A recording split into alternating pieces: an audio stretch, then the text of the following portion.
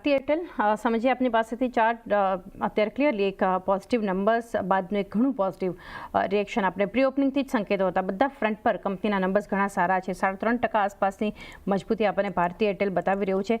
Nifty gaining counter, F&O gaining counter, long buildup થઈ રહ્યું છે, ઓપન ઇન્ટરેસ્ટ એડિશન છે, વોલ્યુમ બેઝડ એક્શન પણ છે. કઈ રીતે સલાહ રહેશે? ઓવરઓલ ટ્રેન્ડ તો સારું છે ભારતીય એરટેલનું. તમે લાસ્ટ 2-2.5 મહિનામાં પણ જે માર્કેટ્સમાં કરેક્શન આવ્યું છે એનાથી પણ કમ્પેર કરશો તો સ્ટોકમાં કોઈ પ્રાઇસ વાઇઝ કરેક્શન નથી જોવા મળ્યું.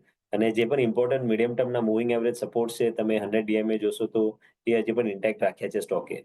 સો ક્લિયર ઇન્ડિકેશન છે કે સ્ટોકમાં સેલિંગ ઇન્ટરેસ્ટ ઓછો છે અને અત્યારે 1700ની ઉપર જો સ્ટોક નીકળે તો એક ફ્રેશ બ્રેકઆઉટ પણ સ્ટોકમાં મળશે, જેમાં કારણે એક મોમેન્ટમ કન્ટિન્યુ રહેવાની એક્સપેક્ટેશન છે. તો કોઈ બી એક્ઝિસ્ટિંગ પોઝિશન હોલ્ડ કરી શકાય છે. ઇવન પોઝિશનલ પર્સપેક્ટિવથી ફ્રેશ બાઇંગ બી કરવી હોય તો ભારતીય એરટેલમાં કરંટ લેવલ્સ ઉપર પણ બાઇંગ કરી શકાય છે.